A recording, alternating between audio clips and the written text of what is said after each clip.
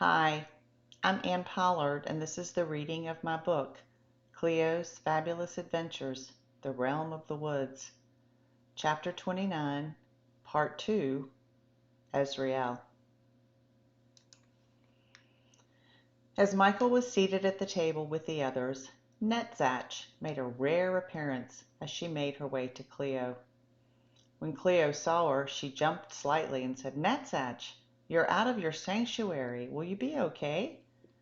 Netzach smiled and said, "Yes, with the help of Ariel and Michael, I have the protection I need while I'm here. Thank you for asking, Cleo." "Oh, good," said Cleo. "We don't want anything to happen to you." Netzach smiled as her long tongue peeked out from her mouth. "Cleo," said Netzach, "my gift to you is a humble one, but it is mighty in its message. I give you a small twig from the sanctuary. This is to remind you of the plight of the numbats and all endangered species. We need help and support from the community and the world to live and thrive again. And all animals deserve the opportunity to thrive. And we know you will be part of that support system. But the twig also reminds you to start small. You can do the smallest thing and make a large impact. And when you combine all of those small things, the small twigs, you can build incredible things. Remember the animals, Cleo. They are such an intricate and important part of your world. Honor them for what they contribute." Cleo had tears in her eyes as she listened to Netzach. "Be assured, Netzach," said Cleo, "that I will do whatever I need to help you and the other animals. I can think of nothing that would bring me more joy. Thank you for this reminder. I will cherish it as I cherish you." Netzach smiled at Cleo's words and made her way to the table. As Netzach climbed up on her seat, Orion flew down and landed in front of Cleo. He looked quite different in the daylight, but no less magical. Cleo smiled, remembering her conversation with Orion about little green men. She laughed to herself. "Cleo," hooted Orion, "my gift to you is something very special. Please hold out your hand." Cleo held out her hand toward Orion. In her palm, Orion put a small star. It was the most amazing combination of light, stardust, and pure magic. Cleo could not contain herself while she looked at this magnificent thing. Orion continued, "Cleo, my gift to you is a small star. This star is to remind you that miracles are everywhere and happen in every moment. What you thought was impossible is just a thought away. Magic is everywhere, Cleo. You just need to believe, open, and allow it into your life. And it is to remind you that there are friends in the stars waiting to help you and teach you what they've already learned. Take advantage of their wisdom and ask them for help. They are waiting to be of service. And finally, let this star remind you of me as I came from the stars and returned to them. Never forget that you are magic and miracles, Cleo. Never forget."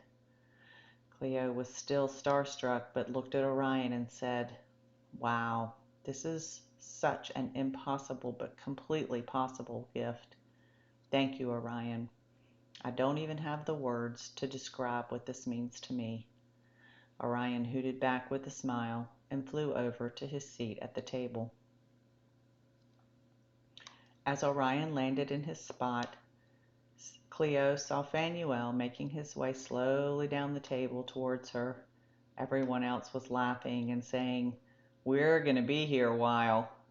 Phanuel laughed as well, and then flew the rest of the length of the table in front of Cleo. Then he turned his head ever so slowly to the others and had a small chuckle. Cleo reached out her hand for Phanuel to climb on. He gracefully obliged. "Cleo," said Phanuel, "my gift to you is a watch." As Phanuel held out the watch to Cleo with his long forearms, Cleo laughed, knowing that Phanuel did not operate based on time. "But this is a special watch, Cleo," said Phanuel. "Look closely." Cleo looked down to see that the watch did not have any hands. It was completely blank of hands and numbers.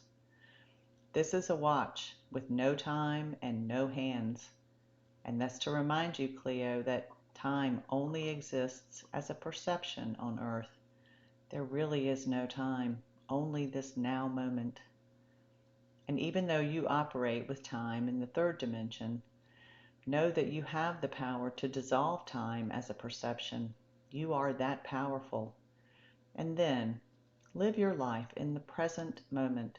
Savor everything. Notice everything. And understand that you are an infinite being. So time is really a small construct in the overall infiniteness of your soul life." Cleo laughed softly and said, "Thank you, Phanuel. What a unique gift. And I could not think of anything more appropriate to remind me of our time together." And they both laughed a hearty laugh. Phanuel climbed down from Cleo's hand and flew over to his seat at the table, as everyone laughed and cheered him doing so. As Phanuel settled in his place at the table, Kuan Yin flew over to land in front of Cleo. It was quite a feat because of what she held in her foot. She reached her foot out to Cleo to hand her the gift. "Cleo," said Kuan Yin, "my gift to you is a gavel. It represents judgment, and is meant to remind you that judgment is only in the eye of the person who is dispensing it, because judgment is a very personal thing.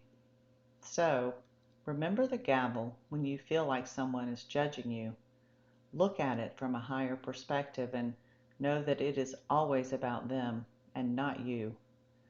And then you can have compassion for them and not take what they say to your heart. For you now know who you really are, and their judgments can hold no weight for you. But also remember that judging yourself is a useless thing. Everything that you do and experience is just that, an experience. It is not right or wrong. That is your ego. It is just an experience meant to teach you. So, love it and accept it as that, and then grow from there." Cleo took the gavel and said, "Thank you, Kuan Yin. Sometimes that is indeed a hard thing to remember. So it's good that I have this gavel to remind me when I get caught up in what other people think. And it will always remind me of you and the other quails." Kuan Yin flew up to land at her place at the table. As Kuan Yin took her place at the table, Raguel made his way to the table beside Cleo. He was a mighty sight with those horns, but this time there was no snow on his face. He stood beside Cleo, and she could feel his warmth, his love, and his balance. Raguel nodded to Cleo. "Cleo," he said, "my gift to you is a rock, but this is a very special rock. It comes from the mountain where you had such an incredible awakening. There is magic in this rock. It will help you toward your purpose. When you meditate, hold it in your hands and feel the vibration of the mountain." Raguel handed Cleo the rock from his split hoof. As Cleo reached out to take the rock, she could instantly feel the vibrations and magic of the mountain. She looked at the rock and saw something.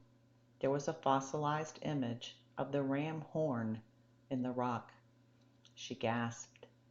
"Yes, Cleo," said Raguel, "that is indeed a ram horn engraved in the rock.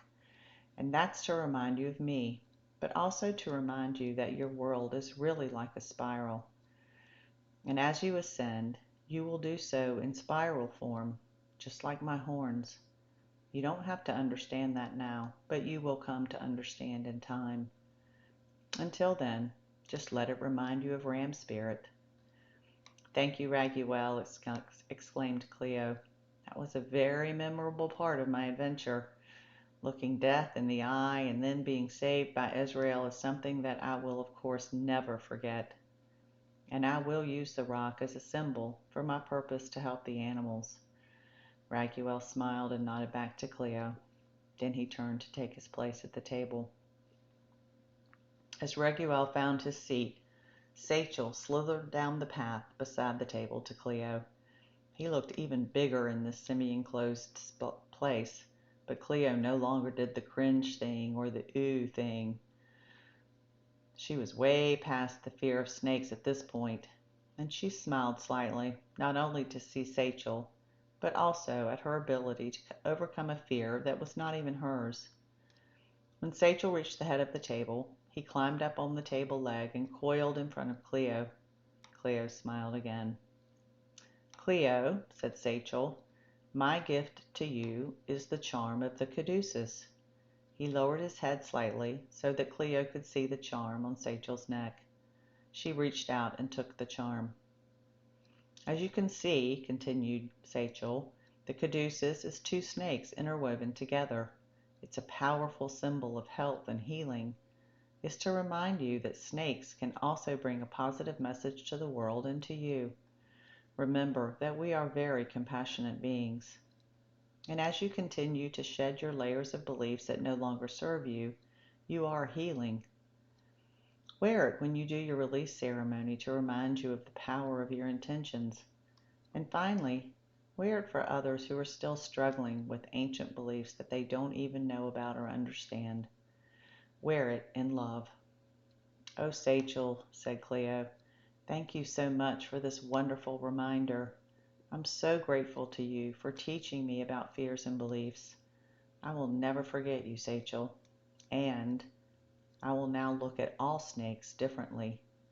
Sachel let out a faint hiss and then turned to wind his way down the table to his seat. As Sachel climbed down to his place on his stump, Thoth came hopping down the table to Cleo. When he reached her, his jawline blew up under his chin bubble, and one last time he trilled. Everyone laughed. Cleo laughed as well. Then Thoth said, "Cleo, happy birthday. My gift to you is a pencil. Use this pencil to start your journal and never stop. Remember how important it is to write things down on paper and then see them come to life. Your journey will last a lifetime, so imagine how much you will learn, see, and experience. Then, perhaps one day, someone will get your journals and write a book about your fabulous adventures. Writing is primal for all humans, so join the club and have fun with it." Cleo laughed and said, "Thank you, Thoth. I can't wait to start writing all of this down. It will be part of my daily routine, and I'm sure it will deliver benefits beyond what I can even see now." Thoth croaked and then turned and hopped back down to the table to his seat. As Thoth hopped down to his stump, the most magical and beautiful music came from everywhere. It was mesmerizing. Everyone turned to each other and said, "Here comes Zuriel," and they all laughed together. Zuriel walked down the path beside the table to Cleo. He looked so different now, not in the nothingness where Cleo first met him, but he was even more beautiful as he emitted the most gorgeous light and sense of playfulness. Cleo smiled even bigger when she saw Zuriel coming. Zuriel walked up to Cleo, his wings spread out, the gold in them glistening in the sun. Zuriel nodded his head and said, "Cleo, dear one, my gift to you is a map of the galaxy. It contains all of the places that we visited on our flight and so many more. Use this through your lifetime on Earth and beyond. It will open your eyes to worlds that you know nothing about now, but perhaps someday will visit. And the angelic realm is on the map, so you can visit that with Ezrael one day. Remember that there is so much magic in the world. Open your heart to it, dear one, and you will see incredible things." Cleo looked at the map. It was filled with so many places she had no idea about, but was thrilled to think that she could visit them one day. Then she saw the angelic realm on the map. She looked at Ezrael across the table and held up the map and pointed to the angelic realm. Ezrael laughed and nodded his head in affirmation to Cleo that they would visit that realm one day. "Thank you, Zuriel," shouted Cleo. "It will be my greatest joy to see the multiverse and experience all of these amazing places. If it's anything like our flight, I'm sure I will be astounded." Zuriel shook his head in agreement and turned to find his place at the table. As Zuriel found his place, everyone looked up to see Varuna flying down from the sky. He was truly the most incredible-looking raptor in the air. He flew down to the group completely silent. Then he landed on the table in front of Cleo. He was huge standing on the table, so huge he had to look down to Cleo. As he did, Cleo chuckled at his bald head. Varuna looked at Cleo and, without speaking, communicated with her telepathically. "Cleo," he thought, "my gift to you is a small bone. This bone is meant to remind you that the death of the body is inevitable, but the spirit lives forever. So even as you grieve the death of a loved one, know that they are always taken back to the light and will be transformed into many other forms through infinity. We are all energy, Cleo, and energy can never be destroyed. It only takes other forms. I hope this will comfort you as you deal with death through your human journey." "Thank you, Varuna," said Cleo. "It will be of great comfort, I'm sure. It's the perfect gift from you, and I'm grateful for what you do and what you've taught me." Varuna nodded his bald head and turned to fly over to his place at the table. As Varuna found his place, Cleo waited, as she knew Wakan would be coming, but she didn't know how he would appear since he was only an animal spirit now. As she pondered this question, she felt an energy behind her. She turned around to see Wakan materialize before her eyes. After an initial startle, she smiled. Wakan moved beside Cleo. He reached his paw to Cleo and dropped a crystal in her hand. "Cleo," he said, "my gift to you is a clear quartz crystal. This is from the caves that you journeyed through on your way to the lower world. It has the most powerful and transformative energy of all crystals. This is to remind you there is so much magic everywhere in the world, especially in places you don't even know about. And it's meant to represent the powerful love I have for your brother and for you. Never doubt that. And finally, it's meant to remind you that death is just another form of transformation. So hold this crystal when you meditate and know that it will amplify your access to all that is and to your higher self. And know that animal spirits will always be with you and guide your way when you allow them to do so." Cleo held the crystal tightly in her hand. She could feel the energy of the crystal flow through her body. "Thank you, Wakan," said Cleo. "This is so beautiful, and it's even more so because it came from you. I will always remember what you did for my brother, and for that, I am forever grateful. I will use this crystal as I meditate and know that it is the purest form of love." Wakan nodded and then walked over to take his place at the table. As Wakan settled into his place, Xavier flew over and landed in front of Cleo. He was so small. He looked up at Cleo, and she could see that he carried something in his beak. He dropped it in front of Cleo, and then gave a fast, chittering twill. "Cleo," he said, "my gift to you on this very special day is a charm of the infinite knot." Cleo picked up the charm and looked at it. It was amazing the way the silver threads of the charm wove in and around itself to really form what looked like an infinite knot. Xavier continued, "This is a most sacred symbol of what we spoke about earlier. Everything is connected. Everything. The energy ties it all together and connects you to everyone and everything on the planet and in the universe. Let it always remind you that your heart and your brain are connected, and as everything is being done for you, you are also doing everything in return. So live your joy, Cleo, so that you are sharing that with the universe, and never underestimate what an impact that has across the earth and across galaxies. Cleo smiled a large smile as she held the charm. Thank you, Xavier, she said. This is so beautiful and so meaningful. And to know that I am connected to you and all the wonderful animals here, as well as everything on the planet and in the universe, is something that will need to sink in for a while. Xavier trilled and then flew over to find his place at the table. When Xavier settled into his place, Yara slowly made her way to Cleo on the path beside the table.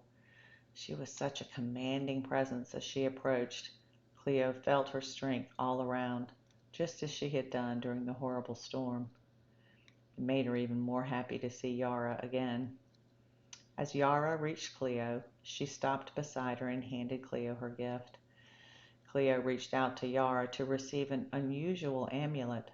As Cleo studied what Yara had given her, Yara said, "Cleo, my gift to you is the Egyptian heart amulet.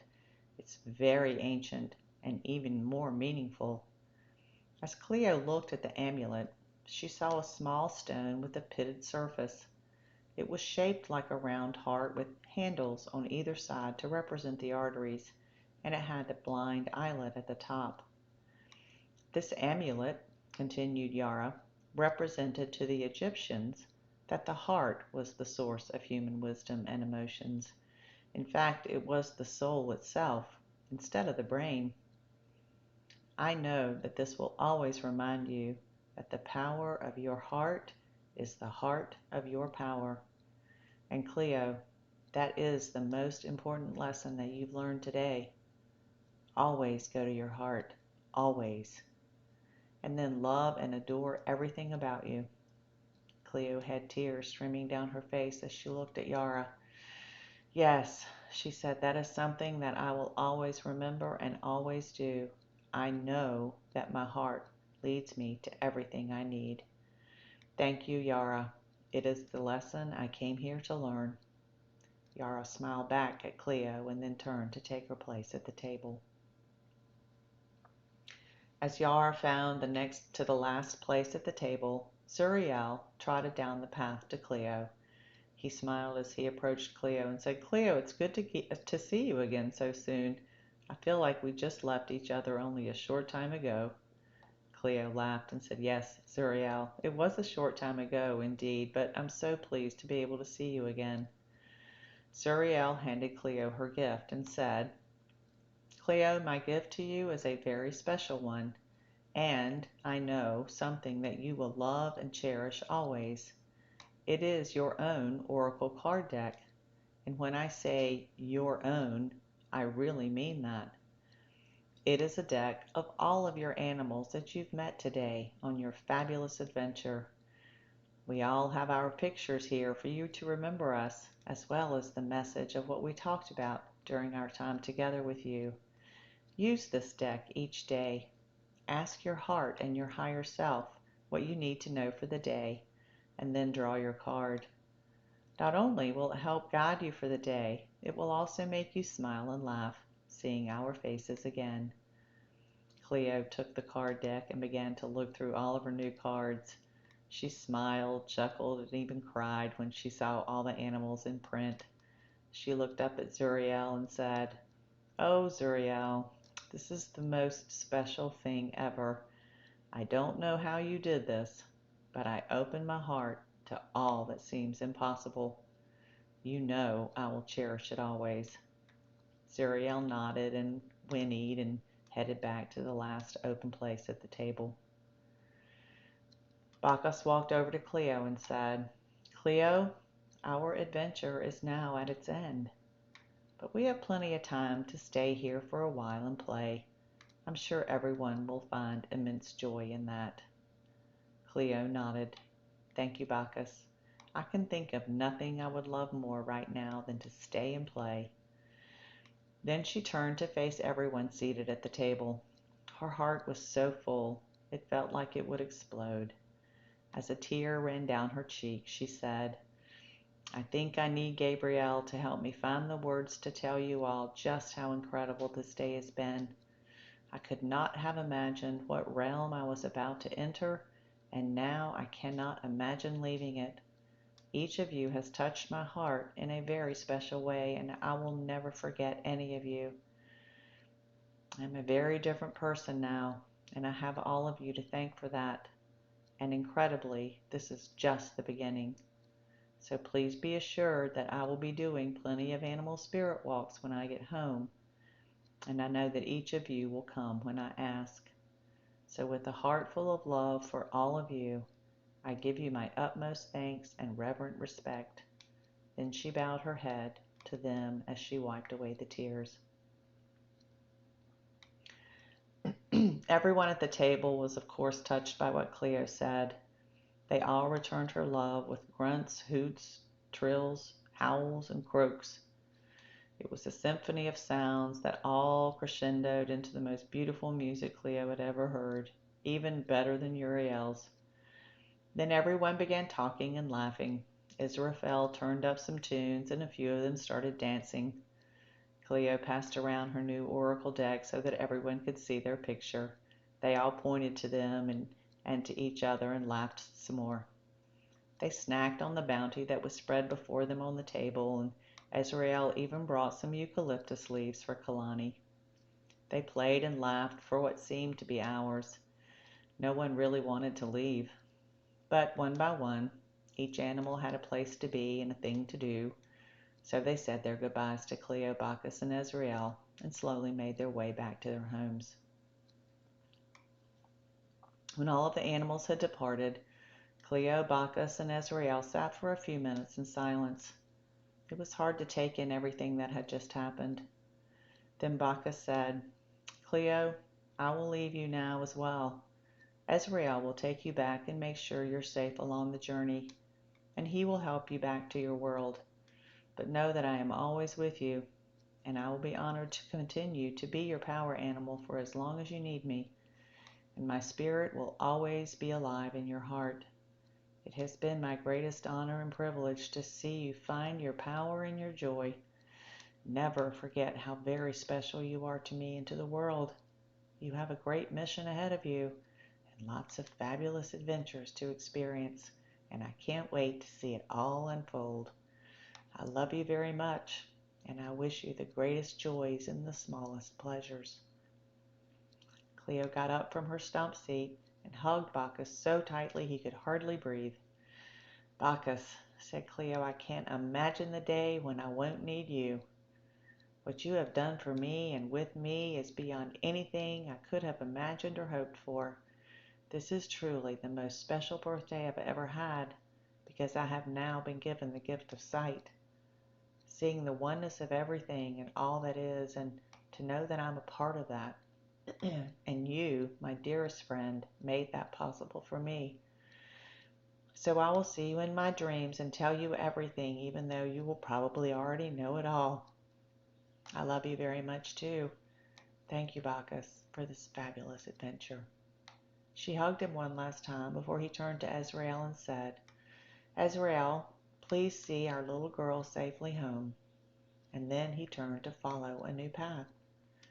He did not look back. He did not need to. Cleo turned to Ezrael and fell into his arms, tears streaming down her face. Ezrael held her tightly for as long as she needed to cry. Then he looked at her and the table full of gifts and said, Cleo, I have one last gift, and this is from me. From his robe, he pulled out a beautiful silver necklace chain, and on the chain hung a single pearl. It glistened in the sun. It was flawless. Cleo gasped. Ezrael said, This is your new necklace to carry all of the charms you received today, but already there is a pearl from me. This pearl symbolizes perfect love, the love I have for you. It is the tear of an angel. It represents the tears I cried for you before you knew me. I have wanted you to know me for so long. I've been patiently waiting for this day, and now I cry no more." The light that emanated from his face was almost blinding. Cleo smiled at Ezrael and said, "Ezrael, this is the most beautiful thing I've ever received. And that's saying a lot given all of these wonderful gifts I received today. But the best part is that I don't have to say goodbye to you, and that is my greatest joy." And she smiled a tender smile at her loving guardian angel. "So how am I going to carry all of these wonderful gifts with me?" she asked. Ezrael smiled and said, "Well, first we'll put all your charms on your necklace. Then we can put the rest of the gifts in my little silk pouch here." And from his robe he pulled out a silk pink pouch. Cleo laughed in amazement. "This is a special pouch, Cleo. It will encase all of your gifts in a protective bubble so that nothing gets hurt or destroyed as we walk." "Well, of course," laughed Cleo. Ezrael threaded all of the new charms on Cleo's necklace and then placed it around her neck. She felt like such a queen. Then he helped her gather the rest of the gifts and place them in her new silk pouch. Then finally, he took the crown from her head and placed it in the pouch. "Okay," he said, "I think that's everything. Are you ready for us to make our way home?" he asked. Cleo smiled and nodded. They walked side by side all the way back to the edge of the realm of the woods. When they arrived, Cleo looked up to see the tree with the heart in it. But on this side of the realm, the heart was much larger. Ezrael looked down to Cleo and said, "Cleo, when we get back to the other side, you will not be able to see me as you do now. I will, of course, always be at your side, but the density of the third dimension prevents me from being able to materialize like I do here. But when you raise your frequency, you will be able to see me, even though others will not." "That's okay, Ezrael," said Cleo. "I know you are always there." Ezrael smiled a radiant smile and said, "Okay, are you ready? Take my hand, let's get you home." Cleo grabbed Ezrael's hand as they jumped into the tree heart. When they emerged on the other side, Cleo could no longer see Ezrael, but she could feel his presence. She took a breath of relief. Reorienting herself back to the real world, she pulled out her phone to see what time it was. As she looked down at the phone, she gasped. It was 11:12. Thank you for joining me. Have a fabulous day.